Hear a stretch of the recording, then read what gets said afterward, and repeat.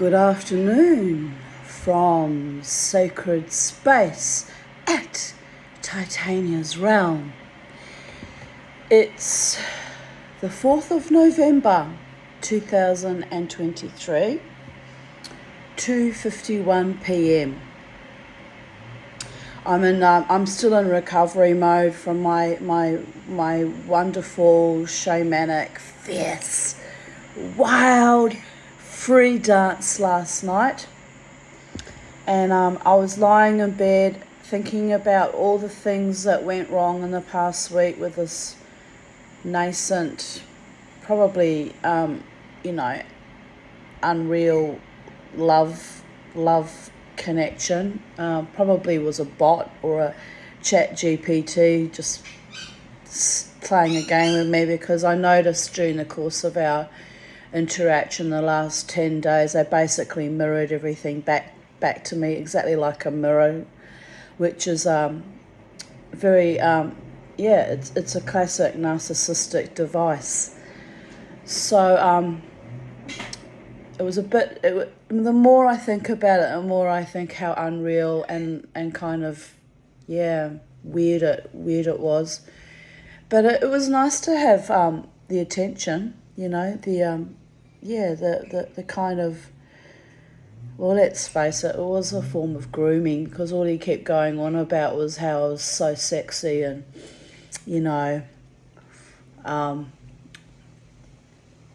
he praised me for my silversmithing, which was lovely of him, because I'm building up self-esteem through learning silversmithing, and he praised me about my my writing, which is an innate talent that I have not fully tapped into, quite frankly. I should be doing a lot more with it, but I'm ill all the time and I'm tired all the time, so I'm limited. And he praised me about my sexuality, which was also quite sweet in a way, but I'm still processing it. It's going to take me a while to work out what was real and what was just seduction and grooming and basic bullshit, really. And I've been in a process this past few years, particularly this year, because after the COVID thing kind of ended, I said to my psychiatrist, I said, men are going to be looking for love, and women, they're going to be wanting to blossom and open up their closed, brutalized, terrorized hearts, and they're going to want to unfurl and look for safe landings and people that they can be with in dark times, because we've all been kept isolated and locked down in our homes and felt in like an open air prison, trapped to the point where many people did actually suicide. And as I have a history there, I was at risk of that myself, but I'm fully embracing and integrating my life, even through the COVID epoch of the last 4 years. After that last near-death experience in the surgery in 25th of June 2019, I knew I either kick this shit kicker of a life to death in the most positive, vital, vibrant, uplifting way, or I die. There's no, it's all or nothing. So I threw myself back into life. It did take me a couple of years after that surgery to recover fully, because gallbladder surgery, you have to be so careful with your diet, and you've relinquished one of your major organs, really. It's like, it was a shock to the body, just like it was a shock to my body when I relinquished my uterus. And that took 2 full years to recover from 2007 to 2009. I've been on a long journey of growing back from absolute desolation and desecration. And now I'm growing back from this COVID, illness, which my lungs, as you can hear, are still a bit battered. But I will be okay. I know from dancing last night how strong and powerful I am, and I know I'll be okay. And there's some unexpected, sudden, unexpected event like, the recent threats of being murdered manifests. I hope not. I don't want to be. I've had enough people try to murder me in my lifetime. But I guess it's always on the cards, I do have a habit of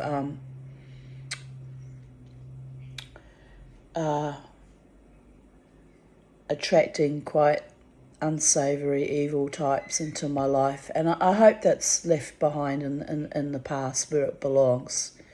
The mouldering shovels of shit can stay in the past, because I'm unfurling and I'm opening up to love and blessings and magic and veritably the music of the spheres, of the Sephirot, on a quiet day, and you go into meditation and you're lying in the grass or in your hammock or you're floating in the ocean, you can almost hear it singing to me.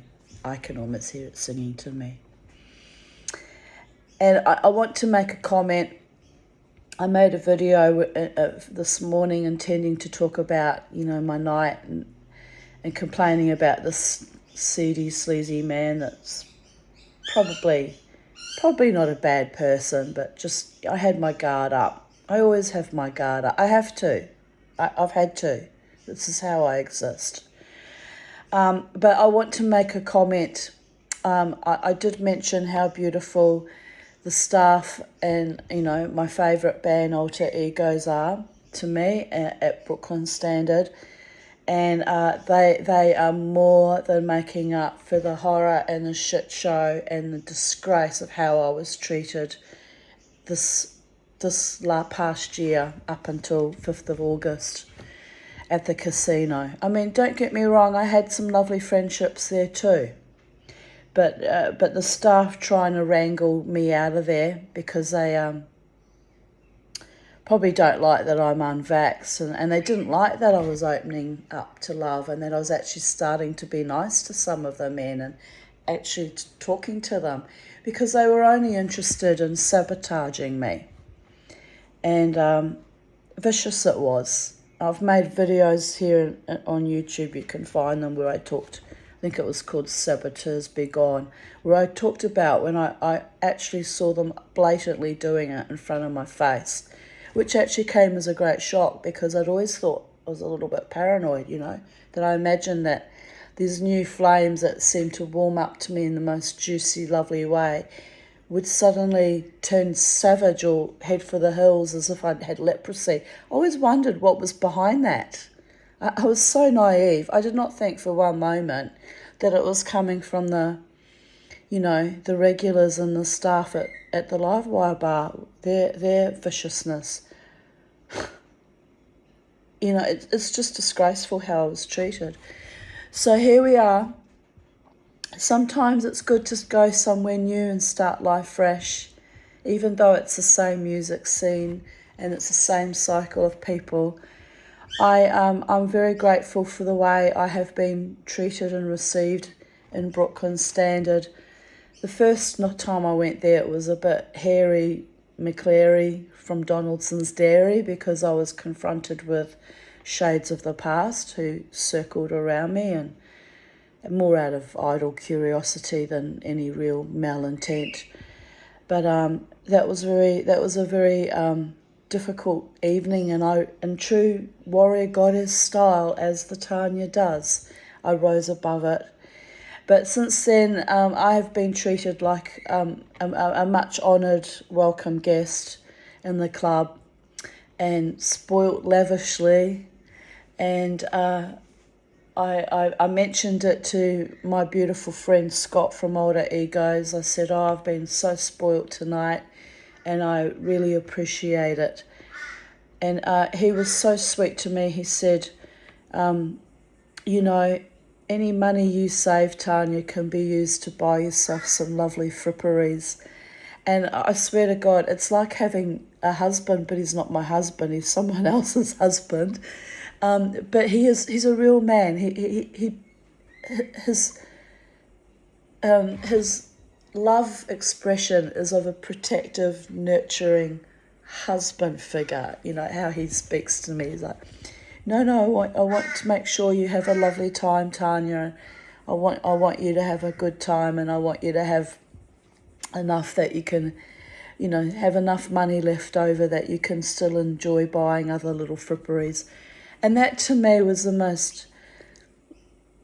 I did kiss his cheek a few times because I'm so grateful to finally have a male friend in my life let's be honest here, I am a little bit sweet on him. But, I know he's married and it goes no further than that. But I just think it's so lovely how he responds back with wanting to make sure that I'm protective and loved and cared for in the club, And that means a lot to me because I come from such ghastly horror, and it's rare that people have wanted me to prosper or thrive or have true love friendships or true love romances in my life. It's like whenever I would open up and like a little tiny blossom let all my little petals unfurl. In the past, up until recent memory even, I was crushed by some malevolent dog, it was awful.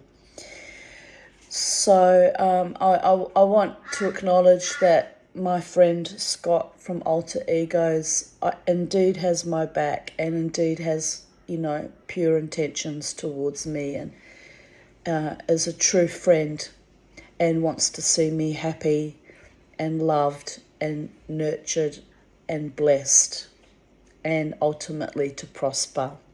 Just that one comment he made, that one heartfelt comment told me everything. Everything. The crow's a bit busy out there. And I love you, Scott, and I love you too, Paulie and Lukey and Alter Egos that play, that sing and play the drums. You're good, kind men, and I value your friendship. I might only see you once a fortnight when you play at Brooklyn Standard, but that's it. I actually see you more often than when you used to come to the casino once a month. I only used to see you monthly. So more and more I see your true hearts and your true spirits shine and unfurl and blossom, and your goodness and your kindness towards me is greatly, greatly valued.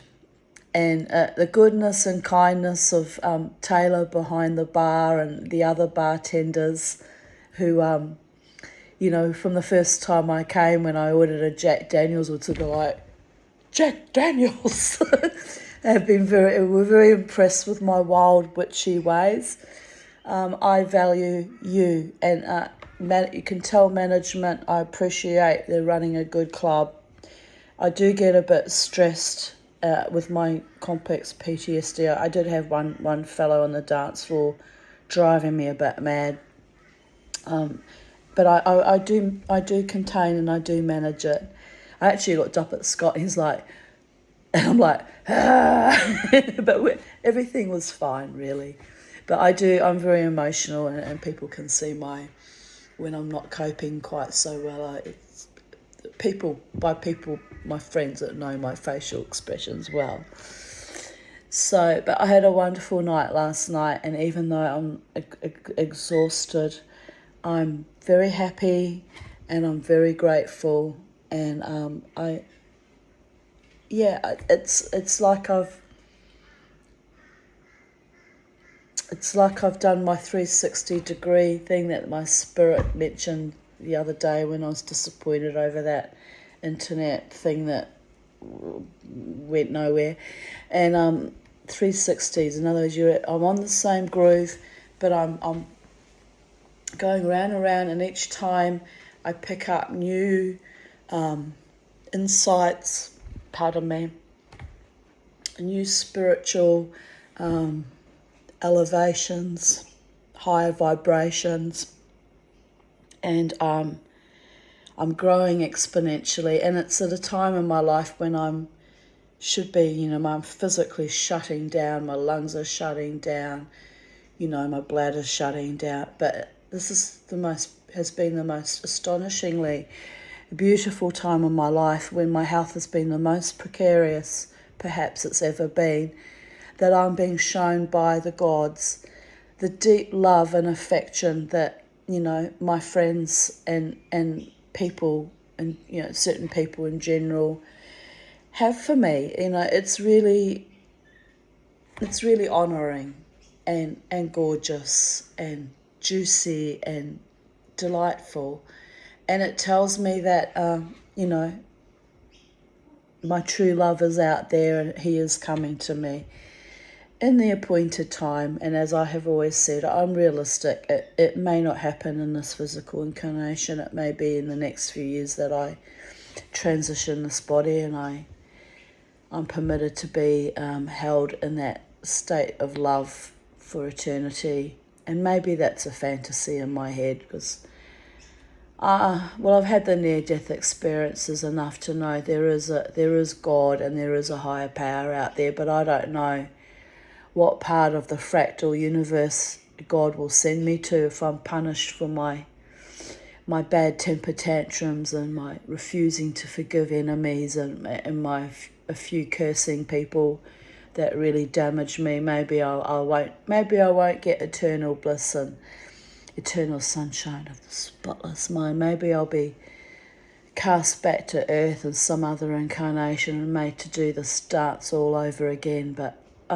I hope not. I hope I push myself off this groove. But I've enjoyed the last few years of my life on planet Earth. I have found out whose hearts are true and truly are mine, even in just little heartfelt ways, like wanting me to have,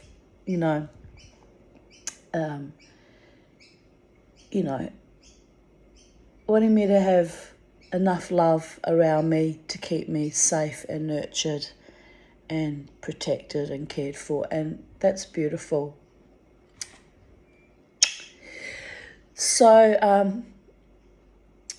enough euphoric post-dancing, high euphoria. But I do mean it. I am heartfeltly and I am completely serious. I do thank the Brooklyn Standard, the staff, and the bands for providing me a safe haven where I can express myself, not repress myself, and be my own quirky personality. And sometimes I am a bit prickly, like a sabra, when men approach me and put their hand on me, or even that young woman a few weeks back that I told her to stop touching me. Like sometimes people don't realise that they're being inappropriate. And I admit I can be reactive and prickly because trauma. But I'm getting better. I am getting better, and I'm being more willing to allow true love into my life, and it's flowing to me exponentially. And now I have to develop trust in my own heart, soul, mind and body, and trust in other mortals. And I know at this point in time, 3:10 p.m. on the 4th of November, who is showing me their heartfelt, most honorific, most trustworthy intentions. And may all the gods bless you for that, because your love is real and it's very precious to me, very precious. And at any given time from now into the future that I'm not alive anymore, I want you to know that I took that love with me, and I kept it precious in my own mind and heart and soul, and it is deeply, deeply cherished and honoured by me. So those of you who have inspired that deep soul, deep love connection, You are with me for eternity, and God's blessings upon your head. So I continue now reading my memories that I've posted up on Vocal Media.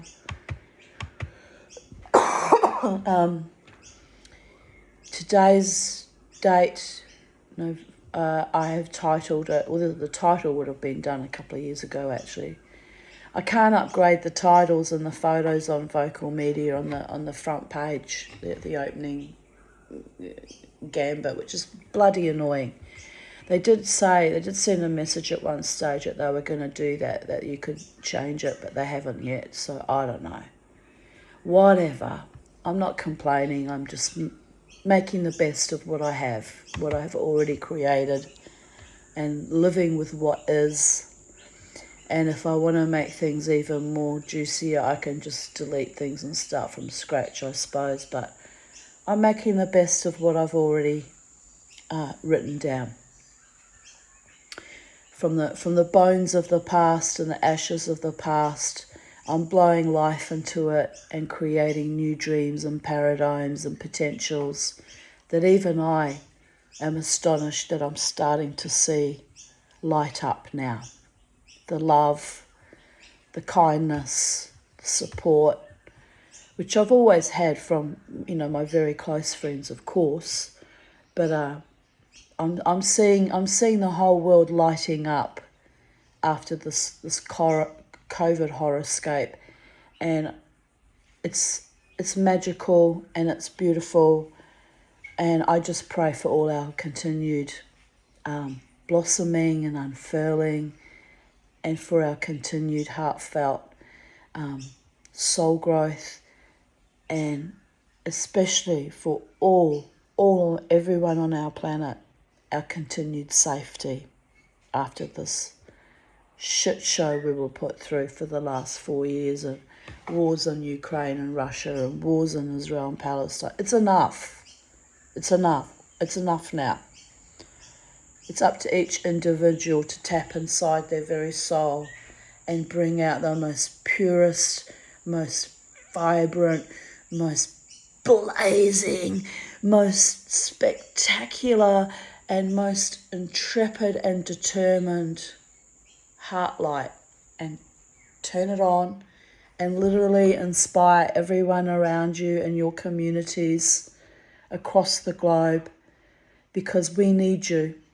We need you to be the love, to save us at this late stage of our planetary evolution. We need every soul on deck. Some of them it's too late for them, They ceded too much of their soul and it's too late. But there is always hope. It only takes one little spark to create a conflagration of beauty, hope and peace and magic and wonder and awe. And I know, because I'm the little spark that could, creating my awesomeness every weekend, dancing wildly and cleaving to my gods and cleaving to my truth and cleaving to my stories and cleaving to my jewelry making and my other art projects and cleaving to all that is inside of me, and probably so much untapped potential still, because I came late to the party of consciousness after decades of horror. So bear with me. I am still unfurling, and it may take some time before I consider myself fully developed, spiritually and emotionally and intellectually, and but love is the law, people, and I'm grateful for the love. Always and forever grateful for the love. The true, heartfelt, kind, valuable, valuing, honouring love. So today's even date writings are titled Soul Retrieval, My Baby Photos, then years later, a puja, and beautiful signs in my coffee grounds. Love in continuance, no matter what. Alone but happy.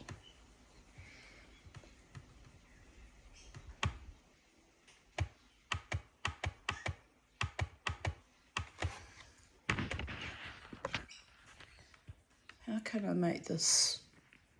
Just a moment. Trying to make it bigger. Here's a photo of my mad mother and I as a little tiny tot. I think I was about 3 there. It's a bit blurry, but it used to be, or historically has been, one of my most favourite photos of myself with my mother. I didn't have a good relationship with that creature. Look at her beautiful legs though. I've got her legs. I have that in common with her. Mine are a bit fatter though because I've put on weight, But look at that. My father used to marvel how I had my mother's legs and feet. But that used to be one of my favourite baby photos. And now I look at it and I see that superficial, narcissistic face, and I just feel nothing. That's the damage she wrought in my life over decades. And I tried hard. I tried hard to be a good daughter to her and gain the love that was slowly eaten out of me by horror and trauma. So, it's just some random photos of the garden. 4th of November 2022. Someone close to me, I can't remember who that someone was now either, someone cheeky, someone close to me sent me some dick pics. At first I was horrified, but I looked a second time. They were deformed vegetables. Deformed vegetables that look like peni. What has the world come to, lol?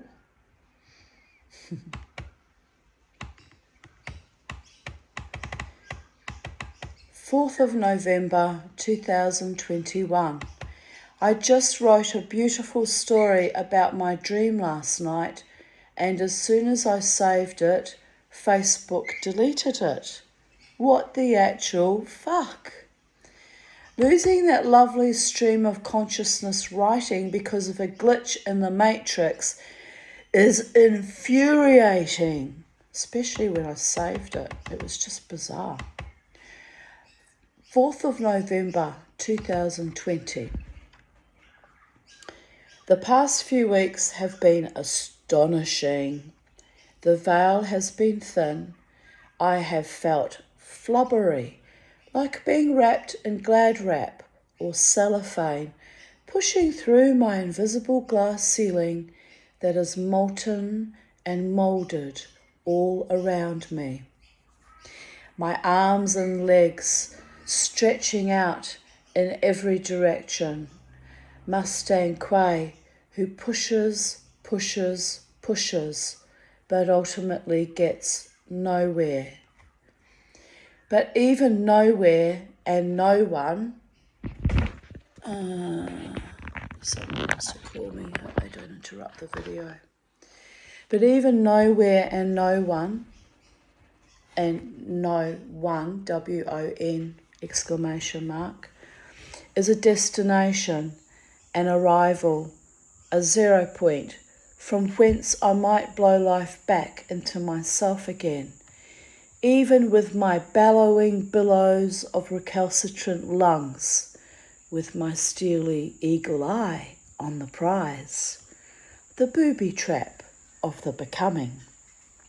Happy, happy, joy, joy, 'cause every day is another breath and another beauty. On and on, squeezing myself in my narrow, confined obliteration and laughing in the face of reason. This is the season of joy, and I reclaimed it on Halloween, and now we have the imminent silly season upon us. Joy to the world, all the boys and girls, but don't get kaplunked by Jeremiah's bullfrog. It's another portal to the next dimension, you know. Joyfulness, authentic, safe and true. That is the way to manifest in the plateaued dreaming of the plastic, fantastic 3D world. Be happy. The world needs your joy. With harm to none, let's get this done. A daily rejuvenation of momentary contemplations. Dance yourself to freedom. Set your sails for the horizon, but hold your stolid, hobbit-footed ground into this reality also.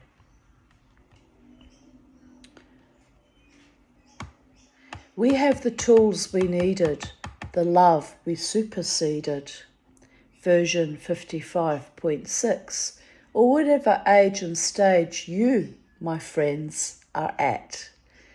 We are writing our lives creatively, one moment at a time. It's sublime, even in the midst of horror. We are powerful beyond all measure, but no one ever taught you that, except my beautiful Mrs. Robertson and my precious Mr. Lysis. My lifesavers and role models during childhood. A kiss to your square in heaven, wherever ye be. I am here, in all dimensions, simultaneously serving and spinning out my web of life, reinforcing the ancient broken stories and delighting in my glories, a blessing along with the many varied curses. 2:27 a.m. Can't bloody sleep, energy high, grrr, trying to work out something, feeling of anticipation. And then my cousin, she is part Māori, my cousin Megan Phillips wrote, "Your niece is born, go to sleep, lol. Love heart. Ay, ay, ay, at last. Happy dance. Megan's daughter Nawi had a baby girl, 1:19 a.m. New Zealand time. She is actually my third cousin or second cousin once removed or something like that. Megan and I are first cousins. Our fathers were brothers. 7 boys in that line. I am very sensitive to new souls incarnating in my family line, so it explains my inability to sleep and restlessness last night. 3 hours sleep since 5 a.m. this morning. I was able to settle down a bit after Megan messaged me to tell me the baby had been born. So happy for her. I wonder how I will react if I ever become a grandmother. The spiritual attunement is very intense. I have become more psychic as I've gotten older. I'm not sure if it was unlocked by the suicide attempt in 2015 or the surgery last year. That was in 2019. But it has been rather intense the last 18 months. I know I was born with it, but a lot got suppressed due to the trauma. I think aging might be unlocking certain abilities also. The mind is an incredible thing. And my friend Kelly Ann wrote, maybe it's just time and exposure or experience because you were quite open-minded. And I said, Kelly Ann, maybe. My mother did warn me that it would intensify with age. Even Kabbalah was traditionally not taught until a man was over 40, the getting of wisdom. Kellyanne wrote, I had a bit of a weird experience this morning, kind of a half-asleep dream. All my old dogs visited me and shuffled me or licked me on the face or nose. I woke up crying, but nostalgic, happy tears. Tears of love and joy at those memories coming to me so clearly. Me, that is beautiful. Energy never dies. Hugs. Kelly replied, hugs to you and congrats. A brand new life. The possibilities boggle the mind. I'm sure she will have a wonderful life. Me, each life has a myriad of possibilities. That is the miracle and the mystery. I am reborn each day myself, discovering each new day like a jewel or a gift yet to be unwrapped, or a power-up like in a holographic video game. Chuckles, Mama T, the altered beast. Yesterday was a beautiful, love-soaked day. Crystal rang me and we chatted while I shopped in Golden Circle. Lynn and Peter pampered me with love and dinner.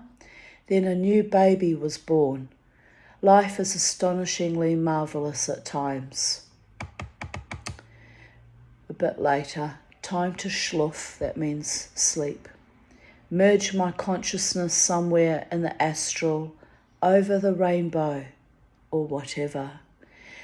New mower man coming tomorrow and I have to drive to Wilston.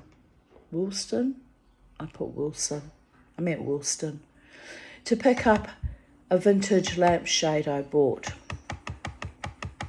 4th of November 2019, 11:11 p.m. I embrace the blessings, the healing, the merciful compassion, the universal love, pardon me, that is around me in this moment of time.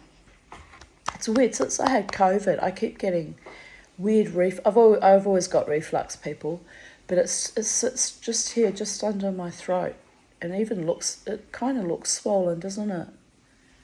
It's weird. Oh well, I'm not dead yet. I'm still functioning fully and vibrantly in the face of my own demise. Because I can, and I will, and life is beautiful and worth living. But you have to fight for it. Well, I've had to fight for it too many times. Anyway, I embrace the blessings, the healing, the merciful compassion, the universal love that is all around me in this moment of time with joy, gratitude, and humility. And scrolling back on memories from that day, the Tara Puja was wonderful. The temple was beautifully decorated with lots of crystal. My mother would have felt right at home, but the evil cow can remain as the chief dibuk on Beit Or's roof, along with the other dibukim. Oops, Tara has not purified me enough.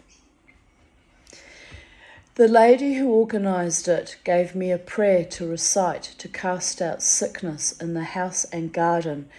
As I explained, my reason for being there was to cast out the dark thing that has been so wrathful with me and my pets since my last surgery.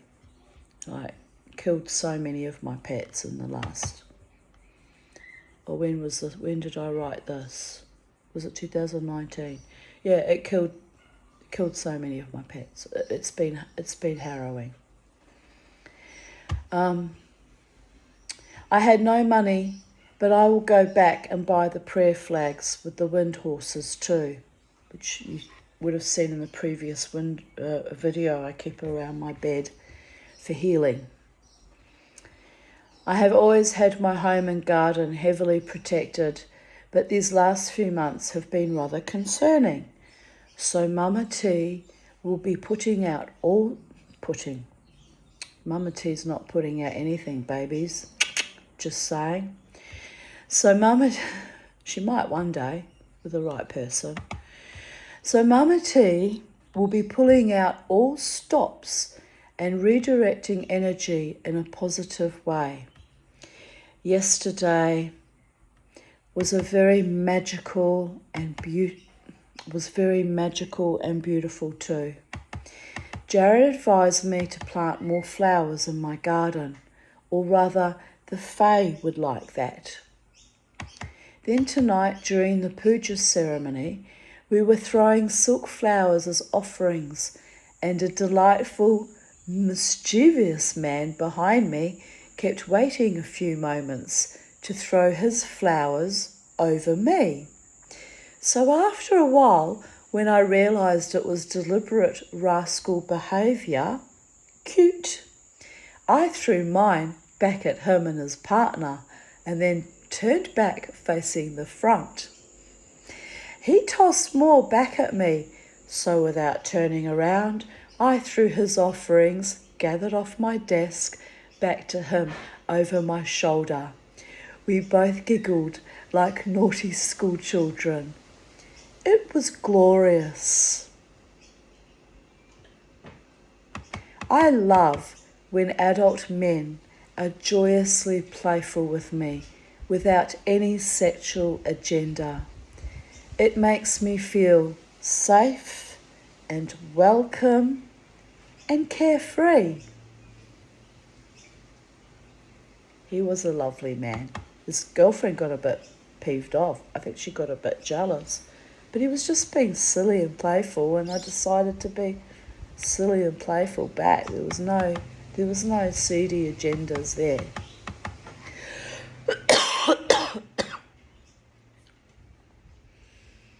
I'm about to leave for the Tara Puja, and I take Bobo out for a pee before I lock him up in the house.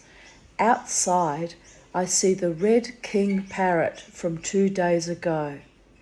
It's a sign. I don't know of what yet, but it's a sign. I tell him, hello, then race inside to grab my bag. Off we go, a poojaing. And the sign was, the red king parrot, as I meet a nice man. And I did meet a nice man, but not for a romantic, love partnership liaison, just somebody being sweet and childlike and innocent. And that was lovely. I'm glad I read this memory because it reminded me, I'd forgotten about that actually. So out there's a little sweetheart, probably has forgotten that he's stirred up this lady in the Buddhist temple in the puja ceremony. I should go to those again. I don't know. I stopped getting invites. Maybe I pissed them off throwing flowers back at the men. You never know. I might have annoyed them. I do that. I manage to make enemies everywhere I go, just by being my own sweet, gorgeous little self, Because I'm not always prickly and, don't touch me with men. Sometimes I can be sweet. If they're sweet with me and non-threatening, I can be sweet back. But it's touch and go, I guess, depending on how I perceive their intentions. And still on 4th of November 2019, and this was an interesting sign given where I was about to go. Today's whimsy. I see a Buddhist-looking god or wrathful demon, which is kind of cool, as I plan on attending the Tara Puja this evening at my local Buddhist centre. And here's the picture in the bottom of my cup, so you can see all my stories are true and I'm not at all crazy. Can you see it?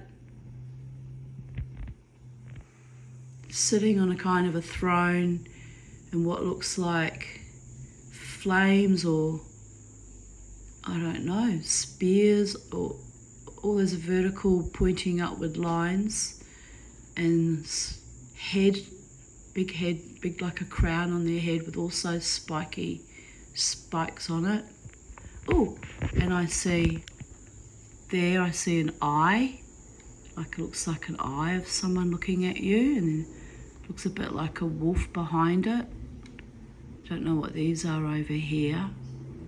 But anyway, I interpreted it quite accurately, that it looked like some kind of jinn or Buddhist god or potentially demon. And there you go. So I'm not crazy, people. I mean, I've got my weird little ways, but I'm not crazy.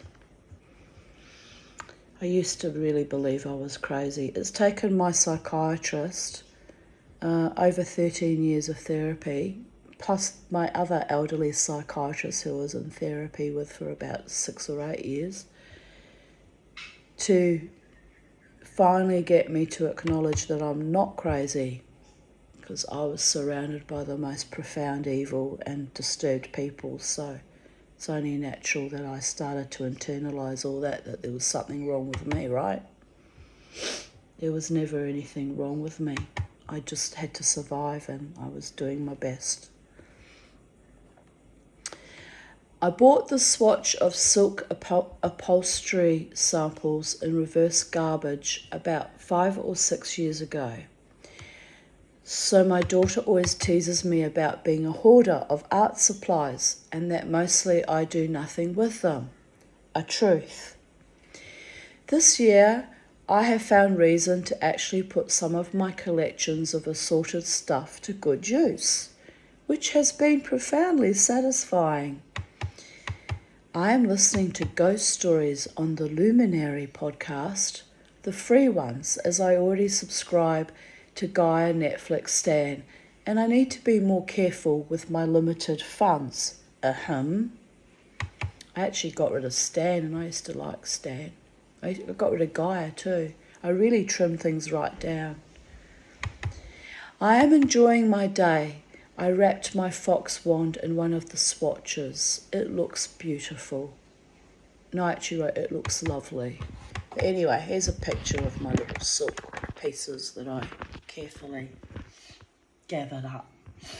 Still haven't done a lot with them, but I turned some into little bags to put wands in. I actually had to learn to sew. My beautiful friend Lynn bought me a sewing machine one Christmas, I think 2020. And so I had to learn to sew a little bit.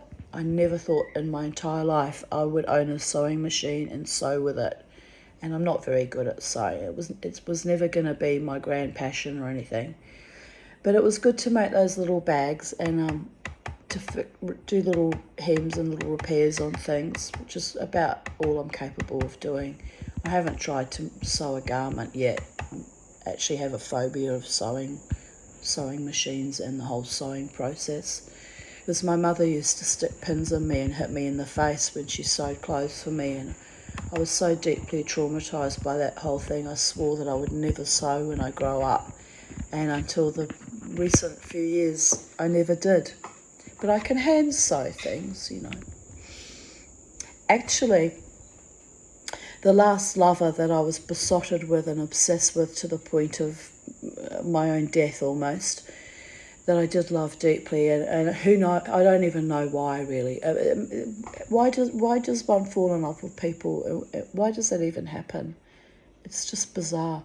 But anyway, I did love him deeply, and one time I was at his home. Why was I at his home? It wasn't for sex.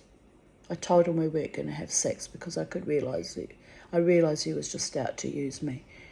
And he was a gentleman about it. But anyway, he brought out these long hippie pants.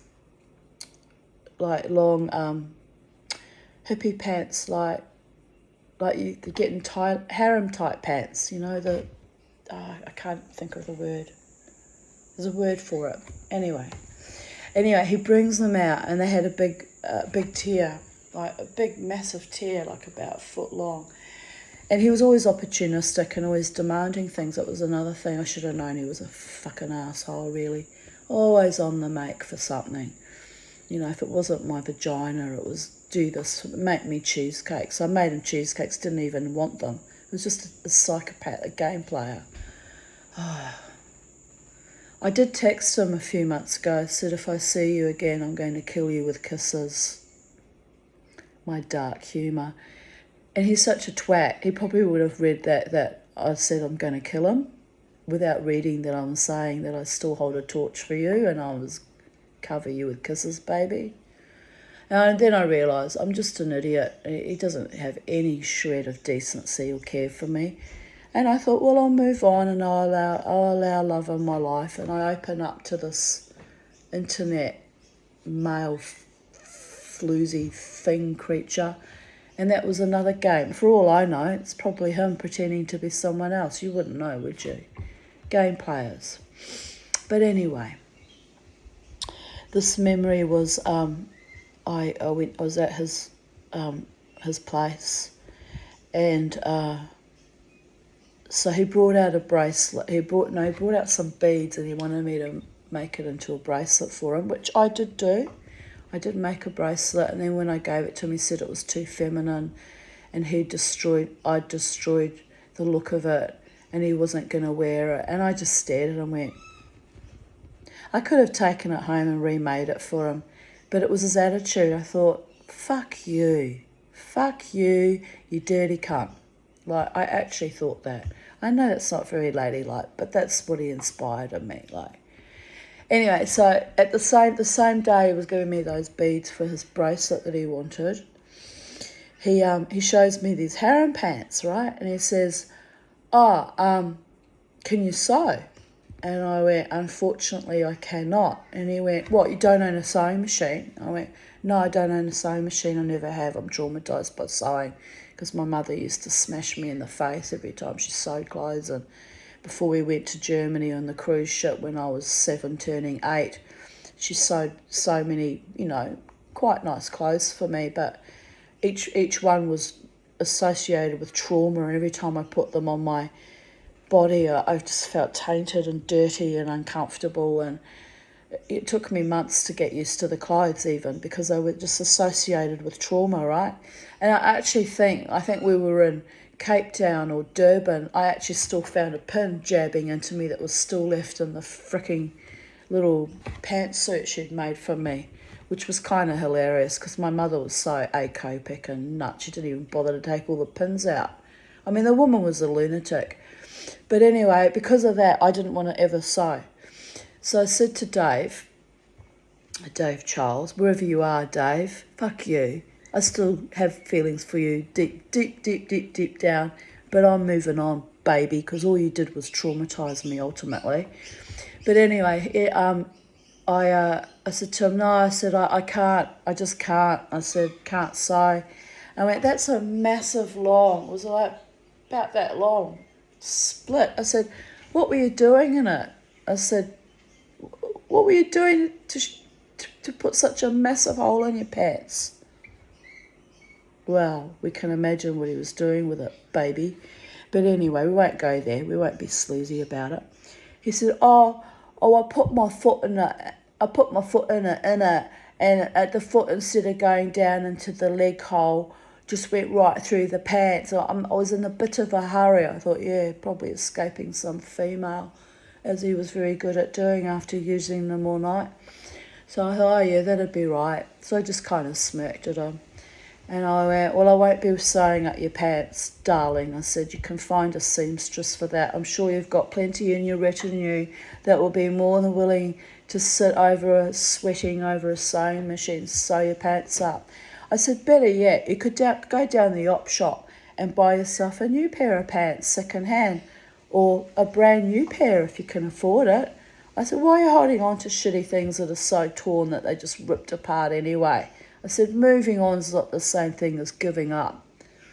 Famous words from my lips to God's ears, right?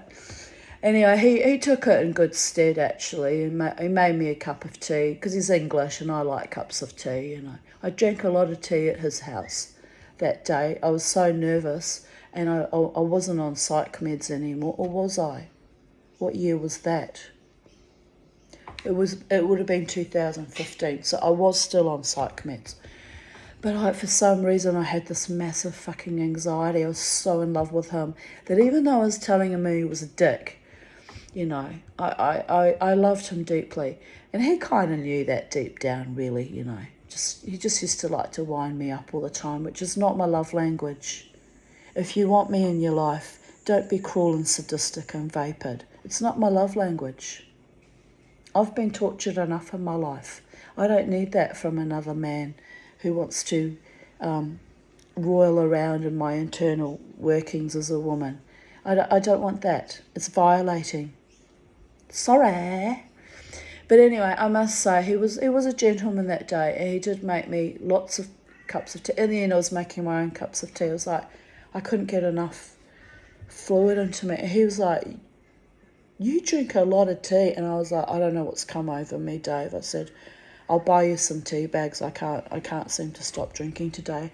It was a hot day, so but it was a bit bizarre. It was like something was trying to flush him out of me, flush the love right out, let it wash out of me, let it seep out, let it just fucking drown and die. But anyway, it did eventually die. I've let it die. It was a long grieving though. I grieved a long time, long years of grief, which was not helped because he'd pop up with monotonous regularity at the casino and just stare at me like this, with his weird aquiline nose and his beady little brown eyes and his snaggled teeth and his scrawny frickin' body that kind of looked like, well, he was tall and gangly, probably Dutch background, that kind of body. You know how they're really tall from head and torso and then long legs. Oh, there's a cartoon character. It'll come to me. The cartoon character, what is it? Christmas on Elm Street or something. That one. Like a stick figure. And, oh my God.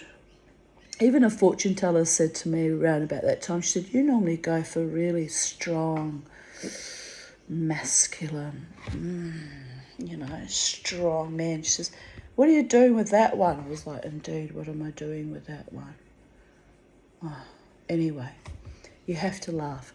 But the soul connection was real, and the soul connection will never die, unfortunately. I've tried to kill it, literally. I've tried everything. And I had the same soul connection, possibly even deeper, with David Davidson many, many years ago when he was still alive, when we were involved, however briefly, for that few years, you know. So is it any wonder that when I met another man on the internet who came to me under a different name, and then when I discovered his name was Davidson, that I had a momentary fucking freak out, because drawing similar kinship surname and similar energy, it's potentially dangerous. I can't have another go around like that again. I actually, just thinking about it, feel completely nauseous. I can't be trapped in that hellscape ever again. I'm moving on. I have beautiful love for my soul friends, like my friend Scott and Alder Egos. Platonic, beautiful, heartfelt love where they want the best for me and they genuinely care for my safety and genuinely honour and respect me. This thing's driving me nuts. I have to tuck it right back. And I have, the love of other men in my life who are beautiful and caring and nourishing and cherishing. If I'm going to invite a lover, a sexual partner into my life, he has to be a good, kind, noble, decent man who has my back and my front. I can't settle for anything less. I settled for less in the past, and look what it left me with. Complete fucking cascading traumas, and a complete fucking, constant. There I go again with the burping. Trauma state. But I'm doing okay, babies. I am. I'm much better. I'm much, much better. So maybe in another few weeks, months, years, if I should live long enough, someone wonderful is coming who chooses me from his own heart, mind, body and soul, and will genuinely, I've got to plug this in now, far out. My bloody laptop, it's a lovely laptop actually, but the battery never lasts long in it. You've got to have it running, constantly plugged in. So the psychedelic dreamer, that's me, the Tanya, I'm always making the best of what I've got, you see?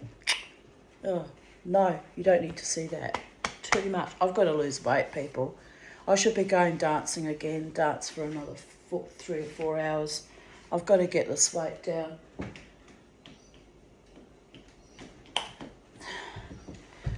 But I can't, I'm tired now. I did too much last night. But I'm happy.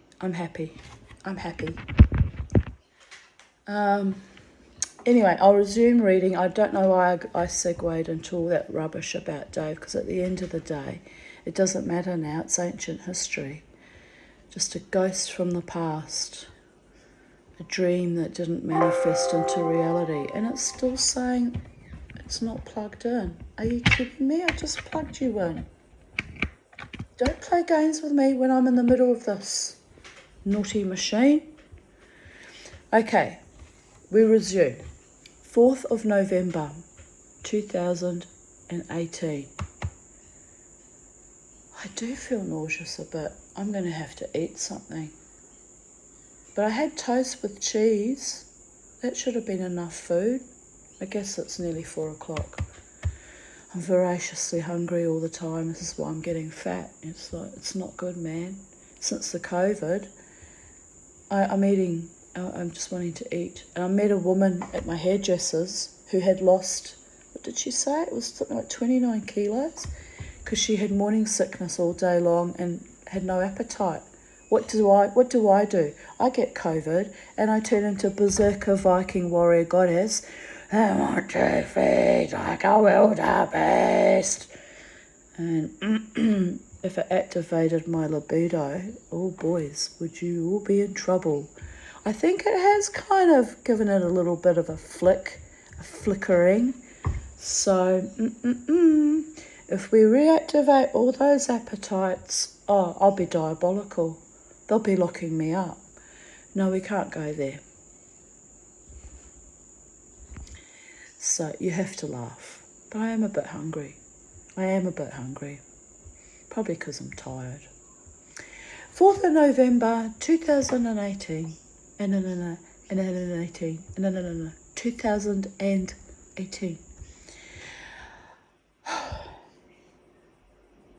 I spent the day sleeping with my fan blowing on me. Hot day. Ooh.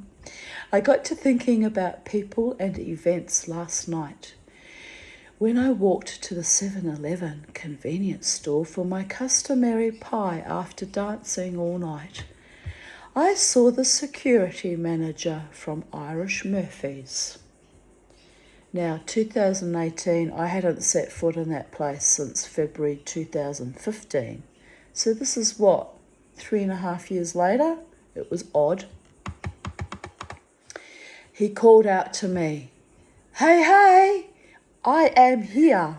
He was a big Samoan man, I'm nearly as big as him now. He was a big boy. Hey, I am here, which is a strange thing to yell out to a woman. I am here. I nodded, exhausted. Went to keep walking. Hey, come over here. Thinking he is getting to be, what was his name actually? He was mad for me. He was really sweet because I'm a big fat hobbit woman, you know. Samoan men love fat women, you know, it's a cultural thing. I mean, not when the girls are young. The girls are beautiful and slim Samoan women, but after they get married and have babies, they tend to run to fat, and it's kind of a cultural thing, ancient, traditional cultural thing. Fat is considered healthy and prosperous in their culture. Anyway, I digress. Was it Jeff? I can't remember his name. Haven't seen him in some years, actually, since before COVID. Hope he's okay. I mean, I don't want him to be my boyfriend or anything, but I do hope he's okay.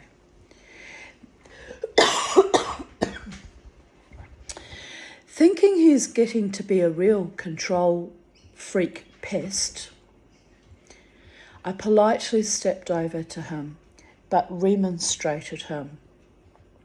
Where are your manners, accosting women on the street in such a manner? In mock outrage. His colleague smiled at me. He smiled too. 'Cause I am here. Come back. I will look after you. We got rid of that bad management.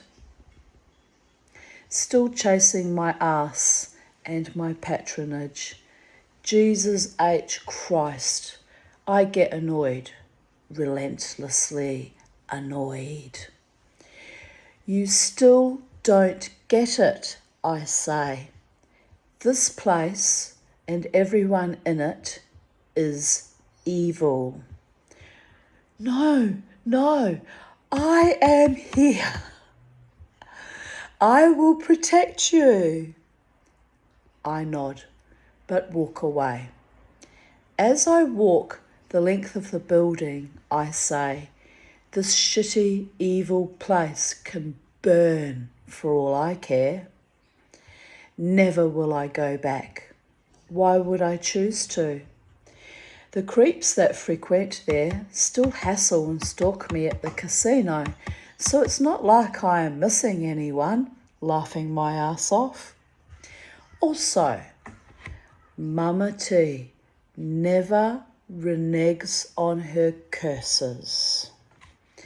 The owners have never apologised, and I will not set foot in that dirty, filthy, disgraceful place ever again until it closes down. Rapists and misogynists and abusers of women who fought to defend themselves and other women, but instead were vilified for it by the same pieces of shit women I protected, can just burn in hell for all I care.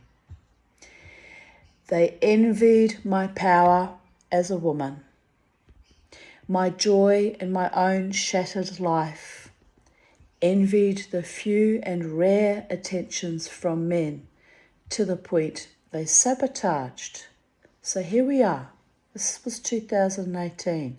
I was well aware of the sabotage even back then. Nah, that place was my greatest triumph and my greatest joy. But it turned to a pile of evil shit, and that is where it stays. I step out of the past dogged days and pestilential nights, and I dance free of their bullshit. Also, I find it weird and creepy and absurd that some of those men, like the security guy, keep demanding I come back. Don't they know, like Concrete Blonde, that you can never go back to the scene of a perfect crime? Also, my time and where I spend it is valuable and precious to me. Now, the casino is not much safer than that foul pub was, but I am treated with reasonable respect. Well, I was. I have my core group of friends who enjoy my company, and the rest are just two-bit players and voyeurs. Sad but true. While almost everyone else is walking their genitals like stuffed haggis, I am there only for the dance. Not giving out any more fucks has its own value. Freedom from ignoble, time-wasting, loser dickheads to start with. As my new sweet young friend kept saying, "Why are you alone? I don't understand it." Well, I could only smile and say that it has to be that way. I am content with it. My superpower. On the way back from the 7-Eleven, I saw a homeless woman sleeping near George. She looked up at me and shot me a sweet smile, which I returned. Then she closed her eyes. I sat next to George and got out a $2 coin and quietly placed it near her head so she would find it later. But more precious was our shared smile and shared humanity. I sat silently munching my pie while George sang. I do miss George, actually. We had a long friendship. He bussed out the front of the Treasury Casino in Elizabeth Street entrance, and I used to dance for him. At the end of my nights dancing for hours in the casino, I used to dance for him for a couple of hours into the morning and go home exhausted, utterly exhausted. We had good times together. We did. He'd get a bit snarky with me from time to time because he has a mental illness, but overall we had a good solid friendship for many years. Never romantic, anything like that, but good solid friendships, which are more meaningful to me than the shit show I had like with Dave. He complained the smell made him hungry, me munching my pie. I told him I had thought about sitting in the park across the road. We'll do that next time. He demurred. Don't take me so seriously. I said, actually, George, I do appreciate your blunt honesty. It is a rare gift these days. Honesty. I got up and went home. A good night after all. I might go see him in a few weeks' time. I haven't wanted to go past that place because it's so ugly how I've been treated, but he's got nothing to do with that. I'll just go and have a chat for a few minutes on my way home one night, maybe, when I feel like it. I'm loyal. I'm very, very fucking loyal, sometimes to my own detriment. I always nourish true friendships or true acquaintanceships. Sometimes I'll nourish them till long past when they should have been flogged to death. It's just my heart. That's the way I am, Look how I nourished that dickhead Dave Charles for 10 years in my heart. Long after he'd ceased contact because he had moved on with other floozies. It is what it is. It was an interesting weekend. Both nights out dancing, redolent with drunks and the usual predators. Both nights I shoved each one away from me. I was played for a fool, but I rose above it as usual. In the rising, I was gifted with some pretty extraordinary gifts of love and honour. I went to leave about 12:30 a.m. last night, bitten down by exhaustion and other people's manipulation. But an acquaintance chased me down as I was leaving and gifted me with money she owed me from years ago. But she gave me back more than I lended her. I had long ago written off the debt, as it was such a small amount and of no consequence. She was a lovely lady from P&G. What was her name? forgotten her name now. I think it was Marie. I think it was.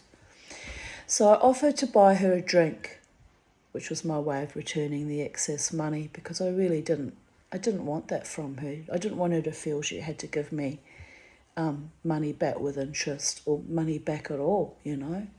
I'm not stingy with people. If I have money and I can help out, I will share.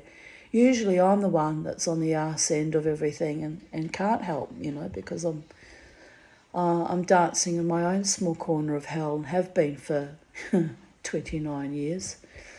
But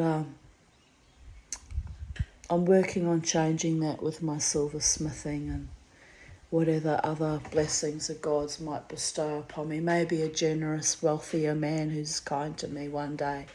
But I don't want money from a man. I don't want to be owned and bought for and paid for like a whore or concubine. I certainly don't want to be controlled by anyone.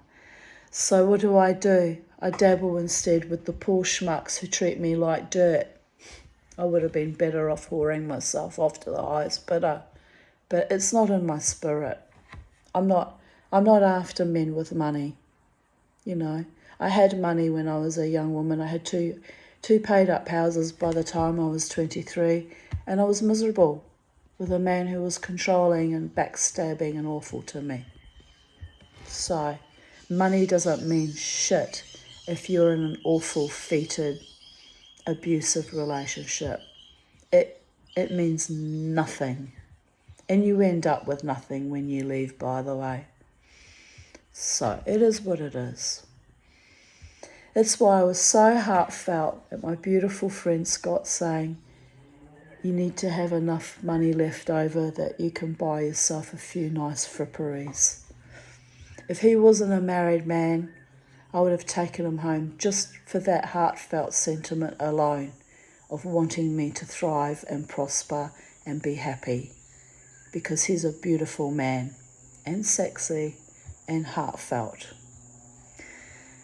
But he's not mine and I'm not really his, you know, because of the situation that he's a married man and he has a beautiful wife. And he's a good man and he deserves a beautiful life with his beautiful wife. And I'm not the kind of vermin that would undermine that. But I talk about it open-heartedly because it's a great gift to me to have men friends who are generous and sweet to me. It really is. It shows me the potential of what might be out there for me one day, of a man who's single and available and heartfelt and with eyes only for me. Could happen one day. My eyes are swirling because deep down I don't believe in the possibility of it because I've taken another hit. But it could happen one day. And that's what my beautiful friend showed me last night. The potential of somewhere out there is a man that's single that will adore me. And I know, I look at me, my side fat and my prickly attitude, like I'm a unique piece of magic. I'm not a pushover and I'm not easy to love. I admit that. So I'm not easy either. Just saying. Someone that contacted me recently pushed that envelope, put me to the test. Probably assumes I'm easy because he demanded I put on my corset, and I did, but all he saw was my corset. Anyway, I can't be bothered with games that people play. Don't play games with me. I'm way more intelligent and way more powerful than even I give myself credit for. And my intuition was already twanging and was on point. So there is that. A real man would never go out of his way to manipulate or hurt me because he knows there's too much damage been done already. You just don't do that. You wouldn't do it to anyone. So why do they come and start their shit with me? I don't know. But I'm not going to settle for less. I could have a man as beautiful and heartfelt as my beautiful friend Scott one day. You know, not Scott. Like, I'm not saying I'm going to have Scott. Don't twist my words. I'm just saying there'll be a man out there with similar heart and spirit and soul and kindness and sweetness as he has shown towards me, is what I'm saying. And yeah, it's just a matter of when. I was really touched by her generosity and kindness, but could not help wondering why she picked last night to do so. Perhaps she had a win on the tables. Anyway, I blessed her accordingly. It is rare to see honour such as that in that den of iniquity, narcissism and debasement. So after my friend and her friends returned to the tables to gamble, they were so happy and excited, like twittering little birds. They were really lovely women. There were lovely people in that scene, don't get me wrong. I'm writing about the loveliness. Everything is yin and yang, people. Swings and roundabouts. May we have more beauty and joy in our lives and true love and honour. That's what I'm staying alive for. The rest can just fry. So after my friend and her friends returned to the tables to gamble, I decided to dance more as I was by now a bit tipsy and it was unsafe to drive home. So I returned to my spot and was dancing joyously when a young woman approached me and told me I was beautiful and she loved my dress, my ancient red rockabilly one, which is actually quite well worn, like my patience and alleged weird personality. Laughing my ass off, because that dickhead that I was in love with at the time said I had a weird personality. No, I don't have a weird personality. I'm not a user, a liar, a cheater, a whoremongerer. I'm a decent human being. And if they think that's weird, that speaks more about their values than it does about mine, babies.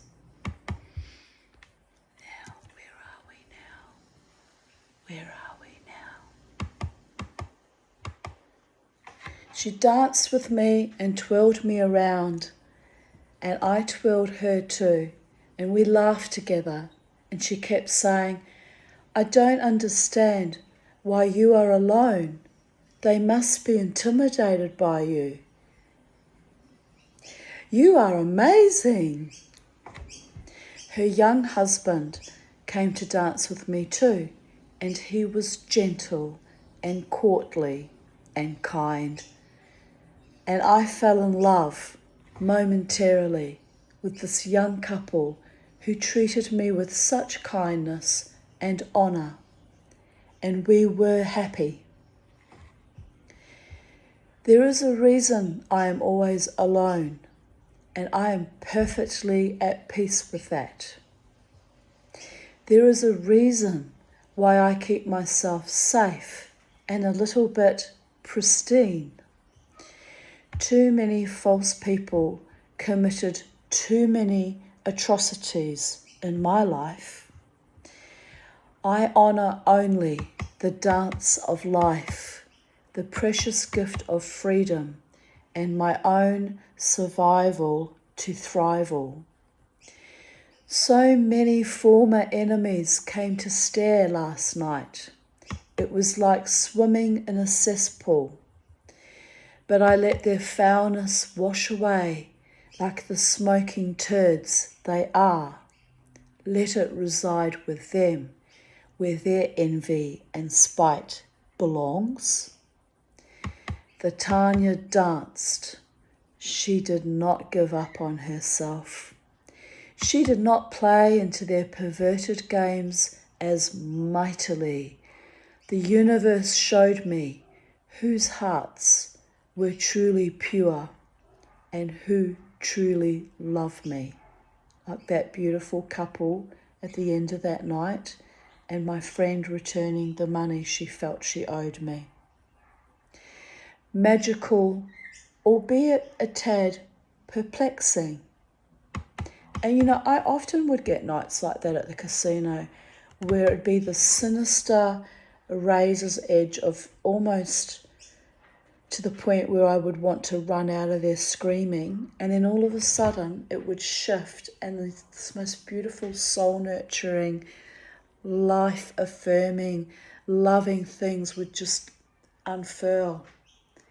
And I was kind of addicted to that place, to be honest. I went there for 13 years because I was always wanting to watch the magic unfurl, the beautiful, heartfelt, soul-affirming, life-affirming entities that would ultimately come to me towards the end of the night.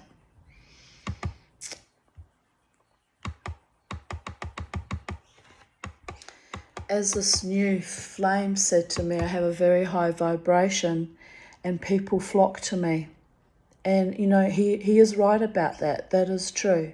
I do have a high vibration, and men and women do flock to me, but sometimes they come with malintentions, and I have to very quickly eviscerate that, because I can't be dealing with that.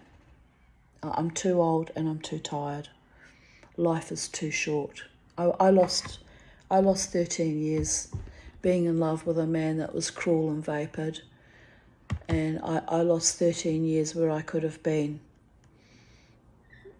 building some kind of financial future for myself. Not that I ever gambled there, but I spent money on alcohol, for my couple of drinks while was dancing, but that was all time and energy that I could have been pouring into things like silversmithing, for example, or pouring into a authentic, genuine love partnership.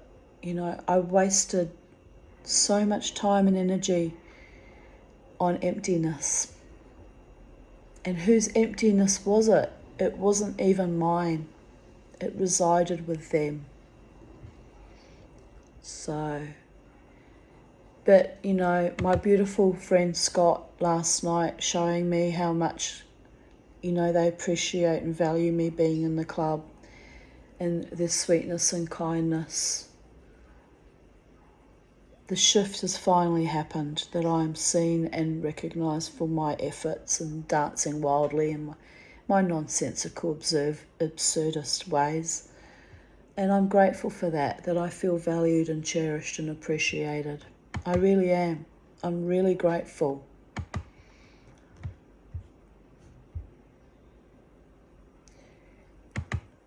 November 4th, 2016. It is a strange kind of grief to watch one's offspring succeed without you, to soar in the realms of one's imagination, a mother's love, curtailed, despoiled, never truly honoured.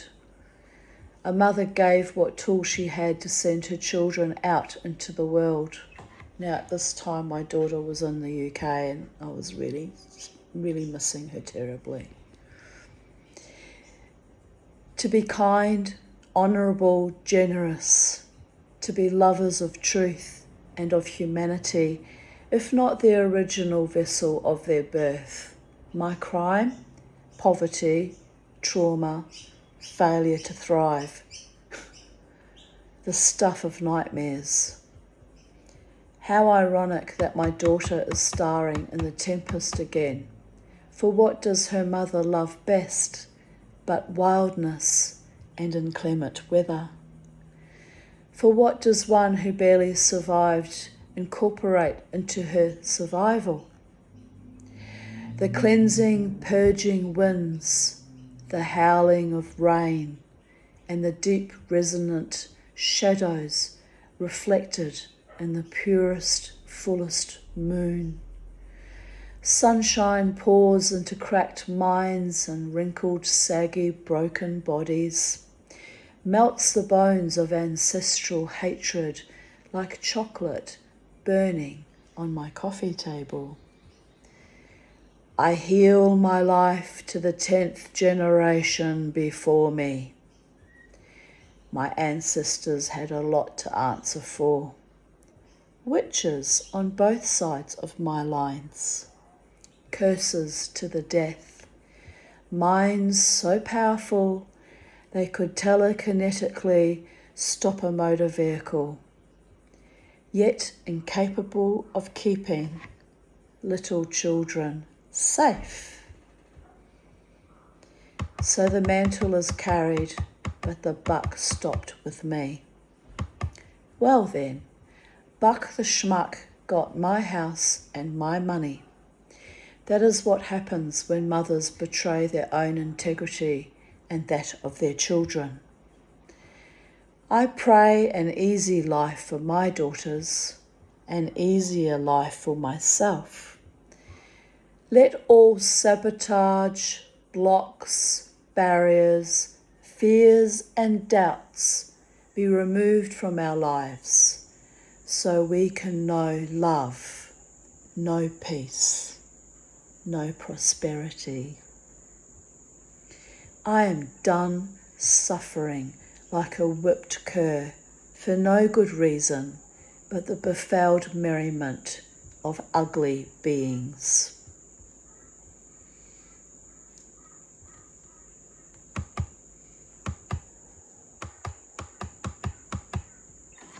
4th of November 2015.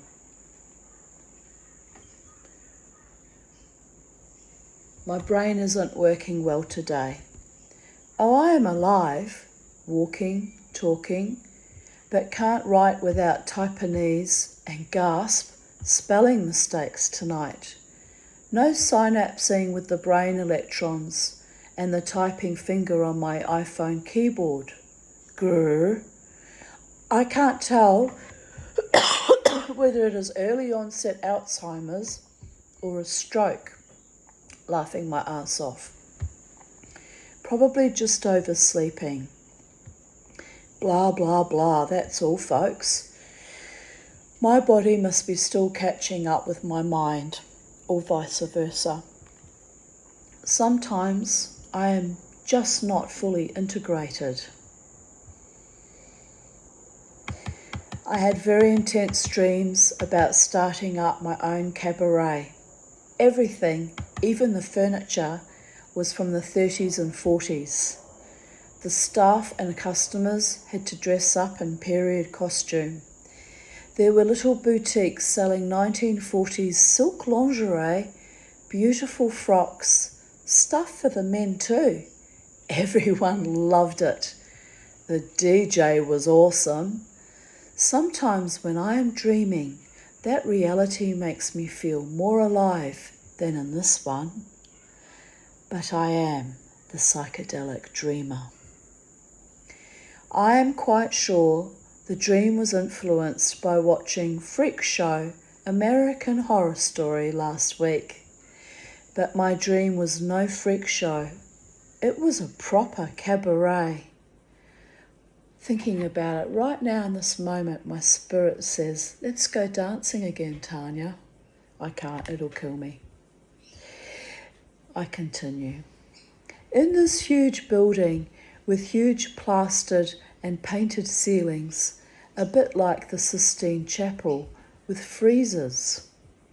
Anyway, back in the real world, here I sit, drinking tea, watching my brain fry. Ha ha. Laughing my ass off. Even my suicide note, which was a few months prior, had to be corrected before I was ready to let go. Ha ha. I never knew I was so pedantically frantic until I was. Life and grammatical correctness truly does go on. It truly did. Amazingly, it truly did. I'm an amazing woman, and I do love myself. It took a long time, it took eons to fall in love with myself and to know who I am. And I'm glad I've reached that time in my life, late though I am to the party of consciousness, where I finally know who I am and my true worth as a woman. even though sometimes I, play along with men. I know my worth and how I expect to be treated.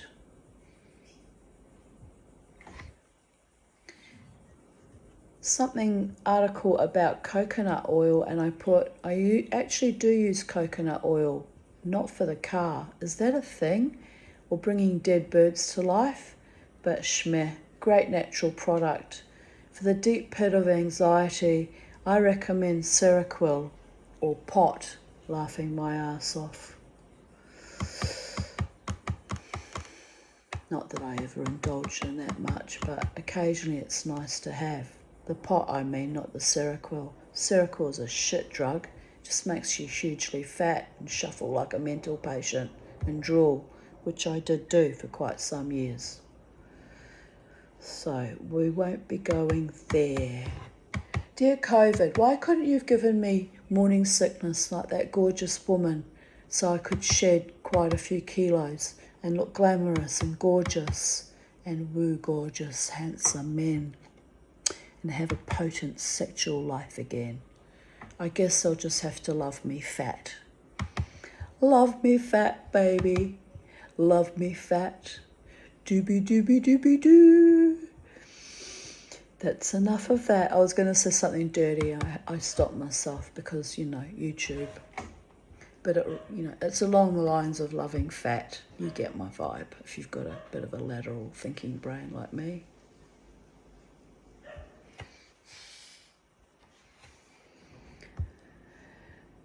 12:36 p.m, finally out of bed. The day is heating up. I gave my girls some frozen berries. It is another hot afternoon. 4th of November 2014. Frida didn't like me moving her and her egg to the new nest, or she decided it was not viable. So she is out being a chicken. I am sure she will settle down to brood soon enough, especially as Mischief has been busy. Oh, he was a beautiful rooster. Oh, he was so beautiful. I've still got some of his feathers I kept. I plucked out of him before I gave him away, which I didn't want to give him away. I was forced to by the BCC, you bastards. But anyway, my beautiful boy.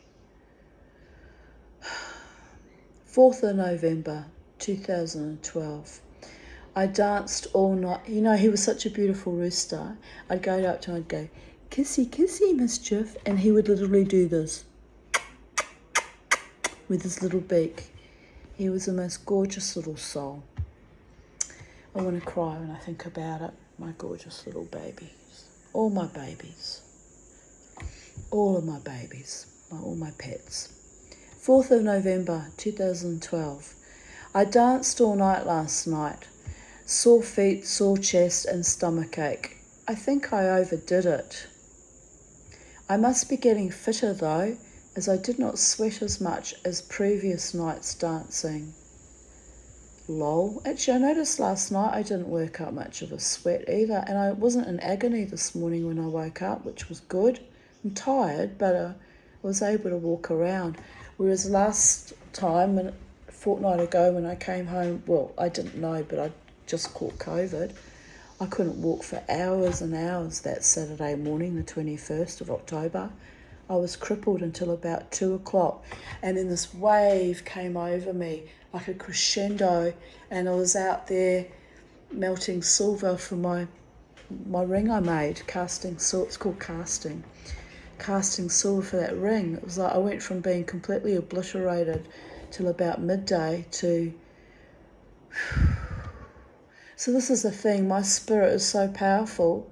Even if I'm freaking half dead with exhaustion, I can kick into another groove and all of a sudden just re-energize. But my psychiatrist said to me it's because I was getting sick and my body put out endorphins and I was actually on a kind of a high.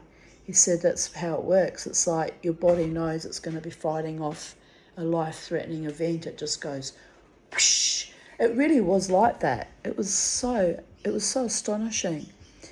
But it's amazing, you know. I'm amazed by myself, by my body, my short, fat little hobbit body that no man will treat with honour. I'm amazed by her. When I say no man, I mean no potential sexual partner, because they all want to get frottery and weird without even bothering to ask me out on a date. The chutzpah of it all. I danced all night last night. I already read that. Stop. Where am I?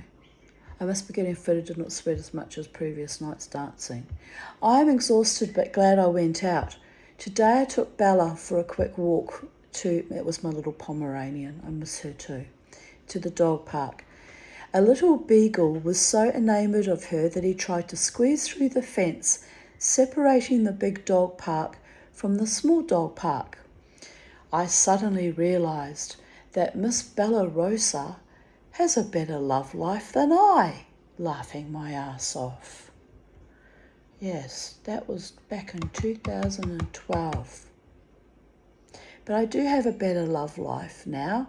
I have lovely men, platonic, married and unavailable sexually, but heartfelt and sweet, wanting only the best for me and cheering me on. And that too is loving. So it doesn't all have to be about the humpity-pumpity and the jiggy in and the jiggy out and the blow and go and the woe and the grief and the torture that goes on for decades after they've used and abused me. That's not loving or kind or noble or decent. Just saying. 4th of November 2009. I'm hot and aggravated after waiting for an hour at West End River for friends to show up. They are so unreliable, I'm over it. And 4th of November 2008 is happy, that means me, to have found some old baby photos negatives in Buck's garbage, or really my mother's garbage. Here they are. Update 2021. Finding my baby photos was like a miracle. It was a kind of soul retrieval. I remember being so happy to have gotten them back. Buck had them all piled up as though he had intended to throw them out or burn them, but he died instead. Funny old world. Yeah, never fuck with the Tanya. The gods will smite you. Here's a photo of my sister, my half-sister Angela, which is painful because she declared me dead in 2012 because she's a cunt. And there's me, and there's the other cuntish thing, the womb. The womb I was cut out of by caesarean section. So I can honestly say I was not born of woman because I did not go down through her birth passage. But yes, it's all good, darlings. I've had years of therapy. It's all good. Today is a beautiful day, and I am loved.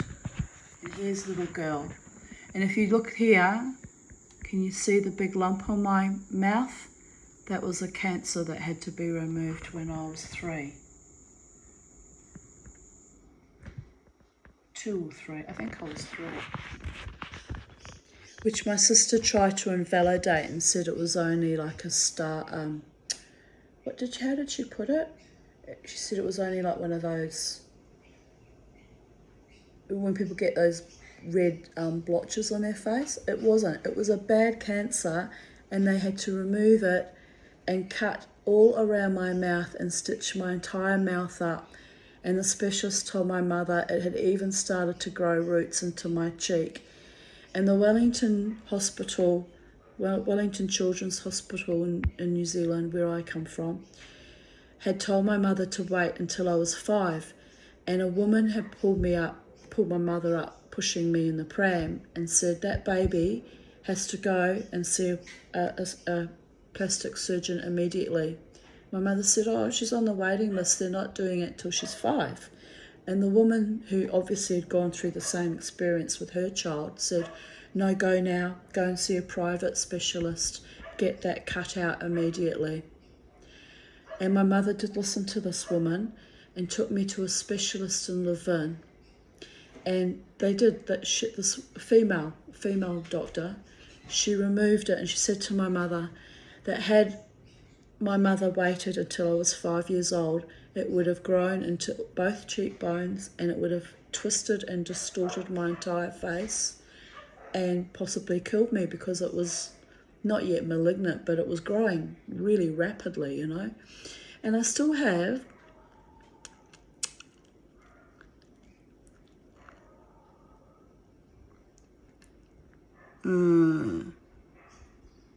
anyway, you can't see it because my lips are so purple from sleep apnea. But for decades, you could still see the scars, the little tiny stitch marks in my lips where she stitched everything up. She did a beautiful job. She was an excellent doctor, one of the few excellent doctors I've ever had in my life.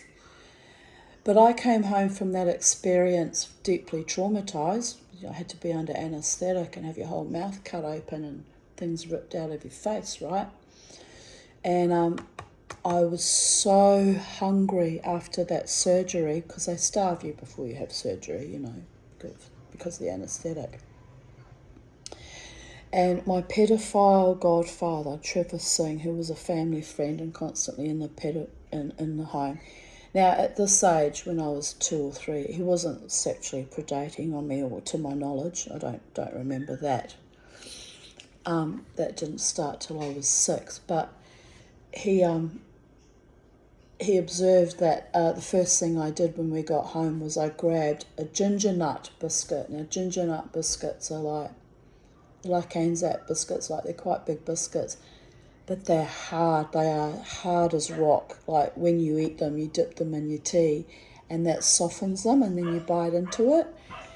And that's the whole point of that biscuit, is they're made to be dipped. And little baby, this little girl here, this creature, this survivalist, who just had the surgery, reached out and grabbed a ginger nut biscuit, and in front of my mother, my father, my half-sister, and my uncle, because I called him Uncle Trevor, my Uncle Trevor, I grabbed this biscuit and I literally crammed it into my mouth and started trying to bite down on it. And he actually told me this, and it would be true, because he was angry and upset about it. The three of them, my own bloodlines, my mother, my father, my half-sister, just sat there and watched me trying to shove this food into my mouth and nourish myself, right? And he looked at them and he said, "What are you doing?" And they were like, "What?" And they went, she can't eat that. She's going to rip all her stitches open."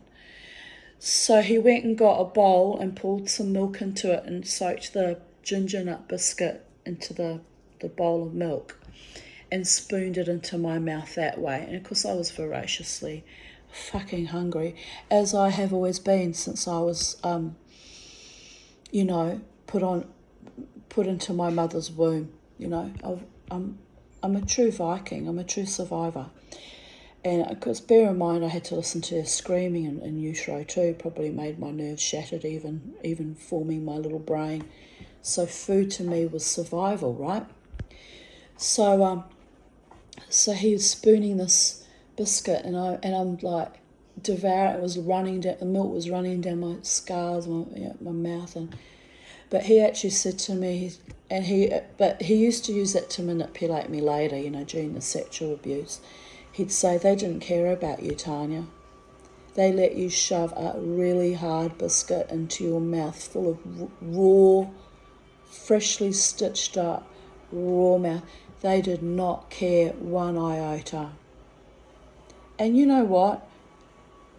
As awful as it is, and I'm well aware that he used that to manipulate me emotionally as a child, I knew that to be true. I actually knew it to be true.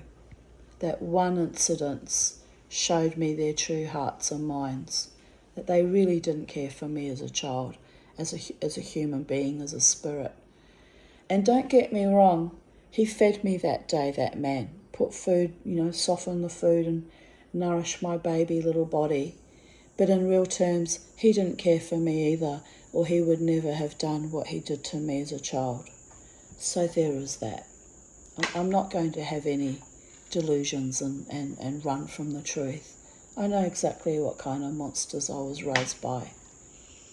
But yes, that one kindness of softening the biscuit was pivotal in my life at 2 years or 3 years of age. I think I was only 2, actually.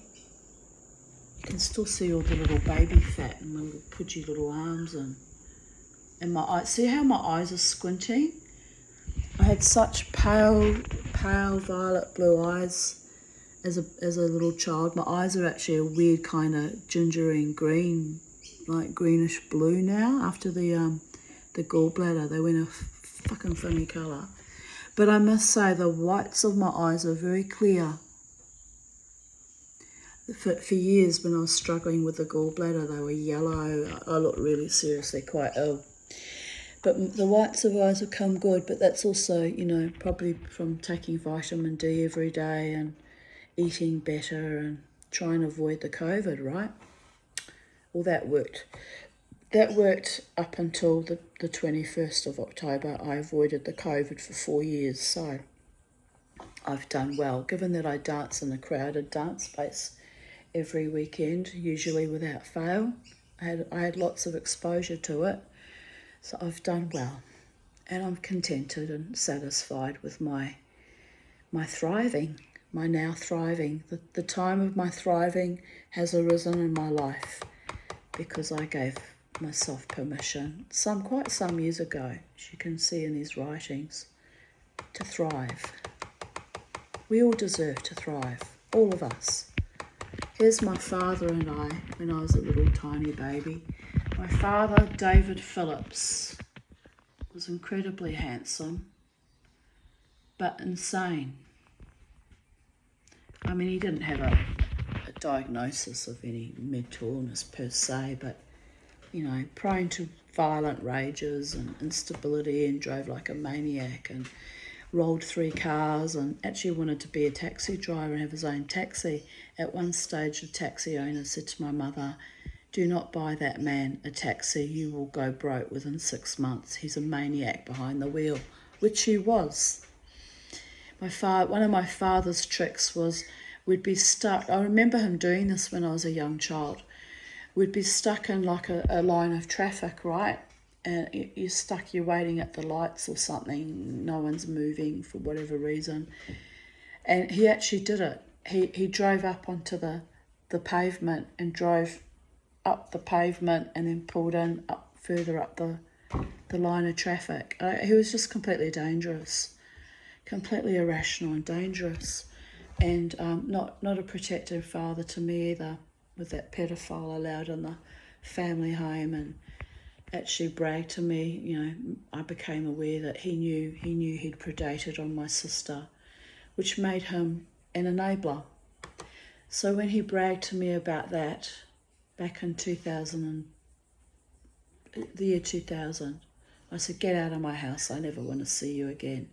You had one job as a man and as a father, and that was to provide a safe home for your stepdaughter, my half-sister, who, by the way, hates me too, but the truth is always the truth.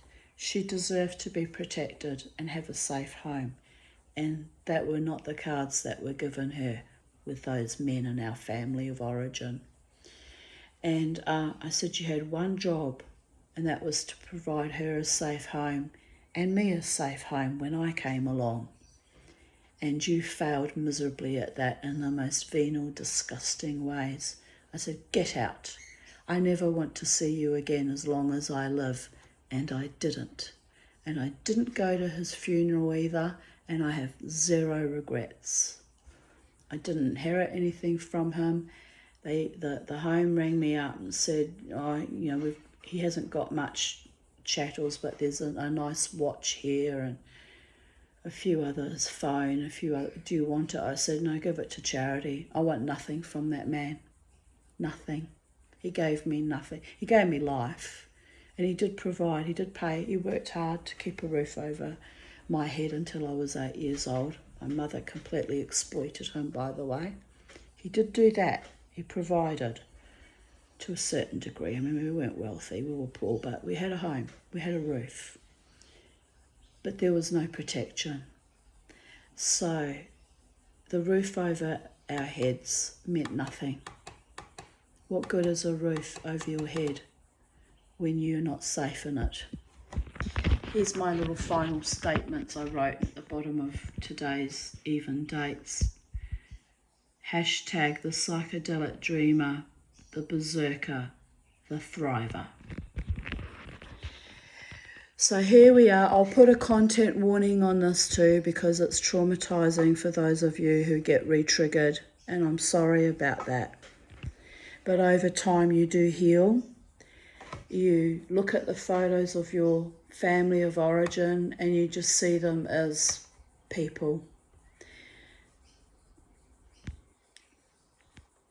Your progenitors, they mean nothing to me. Nothing. And that man, that beautiful young man there, he was 37 when I was born. I loved him like a god right up until I was about 9 years old. I worshipped that man like a god. And that's probably part of the reason why I keep drawing men into my life called either David or Dave or Davidson. Because my baby, my inner child spirit that was so broken by the time she was 6 years old is still yearning for the God, David, to come into her life and be the loving father, husband, partner, lover, whatever, and be the all-seeing Odin. No, I'm running with that. Odin would never have betrayed me the way my father's betrayed me. Father's plural, biological father, godfather, and 2 stepfathers, and the last creep that my mother married in her 70s. Odin would never. He would have just cut all their throats and left them for dead. He really would have, because that's what they were good for. Nothing were they good for. The viciousness and the treachery that I endured for decades with that man and my mother and the other godfather and stepfather. Nuh-uh, fool. So I wish I could break the curse of the Davidsons and the Davids, as I say, the house of David.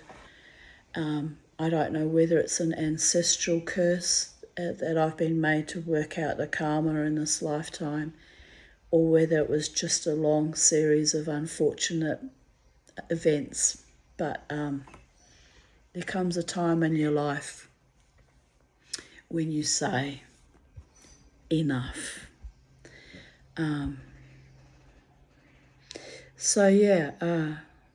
Real men with real heart and real soul, with loins that quiver only for me and not me and every other woman in the casino and club and pub scene in Brisbane and in the known cosmos, twanging out into infinity. Real men, capable of loyalty and fidelity and honesty and decency and truest, deepest love for me, need only apply. And I'll acknowledge I probably was a little bit harsh of that man that wanted to put his hand on me straight away last night. But I'm setting a standard for myself, not just at the Brooklyn standard, but in every aspect of my life. Treat me with honour and integrity and respect, or fuck off. It's really quite that simple. And it's not that hard to do. It really isn't. So, on that note, we've come up for nearly 2 hours again. You can tell I'm ill because I'm pushing hard, producing these videos, putting out these videos, my truth, my life experiences and my writings, and weaving the mundane and the mystical as I do in Titania's realm, and rejoicing in the beauty and the love and the sweetness that surrounds me, not just the fetid darkness and the sadness and the horror, but the beauty too. The beauty like Scott last night wanting the best for me, and people dancing with me joyously, being wild and carefree, without being harmful, just being in their own body, minds and spirits, and the bartender being sweet to me. I'm very grateful and blessed. And as you heard from my readings of today, the other beautiful experiences of people seeing me and asking me, why are you always alone? You shouldn't be alone anymore. And me saying, it's a choice I make quite consciously. I had a woman I met actually at AJS, Australian Jewelers Supplies. I went for a demo, and she also asked me why I was doing everything on my own, and why I didn't, that I needed a lot of support, and why I didn't join lapidary groups and clubs. I said, I can't belong to clubs that will have me as a member. They invariably turn toxic. They all got very het up and offended by that, but they don't know. They don't know my life, you know. It's hard for me to go to a new place, a new venue, a new space, and strive to find acceptance. It's actually very, very difficult and anxiety-provoking. Even though on the outside I might seem cool and contained, I'm often a wreck on the inside. So I'm proud of how far I have come at pushing myself out into new venues and new, my new silversmithing hobby from I started 3 years ago. I'm very proud of my achievements. I have reached a pinnacle of success that only 5 years ago I would never have imagined possible. So there's more lovely things possible out there for me. I just have to continuously strut my stuff and heal from my woundedness and allow the goodness and the kindness to surround me, not just once in a blue moon, but every day and night in every way, by the grace of the gods. And so it is. Amen v'salah. Goodbye from sacred space. I love you all for indulging me in my personal horoscope that is all based on true and real lived experiences. And I thank you for cheering me on and encouraging me into my better future that I still, rather naively and Pollyanna-ishly, believe I can manifest. And I'm grateful for you pure, beautiful spirits that align with me and smile with me and rise and shine with me. God's bless to you all. I love you all. You're strangers all over the globe. Most of you, we will never meet. But if your heart beats with the same resonance as mine, even if we twang out in a strange cacophonous, out of kilter, sometimes arrhythmic beats sometimes, but my true loves, my true friends will always be able to hear me and will always feel me, and I will always feel them, because that is the nature of love. A true heartfelt bond based on honesty, integrity, and valour, and courage, and decency. Those bonds can never really truly be broken. And they're much better kinds of bonds to have in life than ones with people that devalued and downgraded you. don't hold on to those ones. I have one regret in life, and that is the love I poured into cruel and vicious and empty people, like my father, and like the other Davidsons and Daves that were in the past. So any new Daves or Davidsons that want to come into my life in the future, be on notice. You will have to prove to me that you're real and trustworthy because of the history. But it doesn't mean there's no hope for you. You know, I'm willing to give people a chance. I have a 3-strike rule. 3 strikes and then you're out. Just like in baseball. Or is it softball? I think it's baseball. And I'm not begging you to come back into my life and play me for a fool again. Don't get me wrong. I'm quite prepared to go like the typewriter platen in the old days. Ding! Pick! Slide you out of my life. But treat me with decency and honour and basic respect, and you might be surprised the value and the valour of my heart. So, on that note, goodbye from sacred space and God's bless. Bye for now.